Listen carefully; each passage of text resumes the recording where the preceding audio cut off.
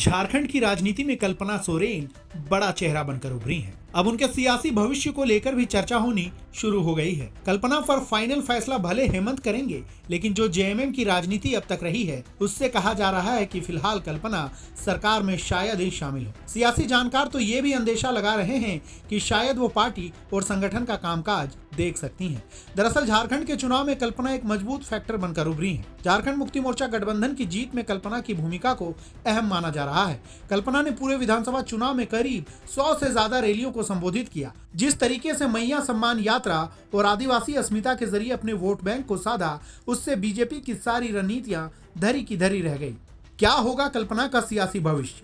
झारखंड मुक्ति मोर्चा ने 34 सीटों पर जीत हासिल की है। 16 पर कांग्रेस, 4 पर आरजेडी और 2 पर माले ने जीत हासिल की है। झारखंड में कुल 12 मंत्री बनाए जा सकते हैं।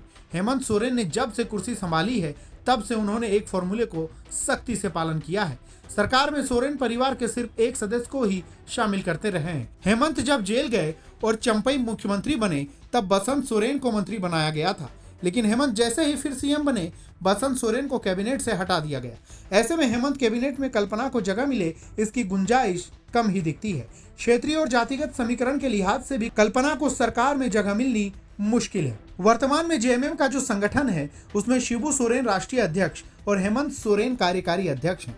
पार्टी में इसके बाद उपाध्यक्ष और महासचिव का पद है। शिबू सोरेन प्रतीकात्मक तौर पर ही राष्ट्रीय अध्यक्ष हैं।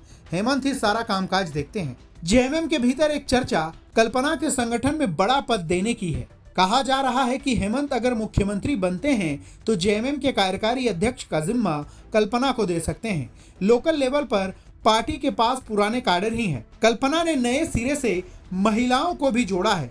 पहली बार झारखंड में महिलाएं अलग वोट बैंक नजर आ रही हैं। ऐसे में इसे साधे रखने के लिए कल्पना को हेमंत संगठन में भेज सकते हैं।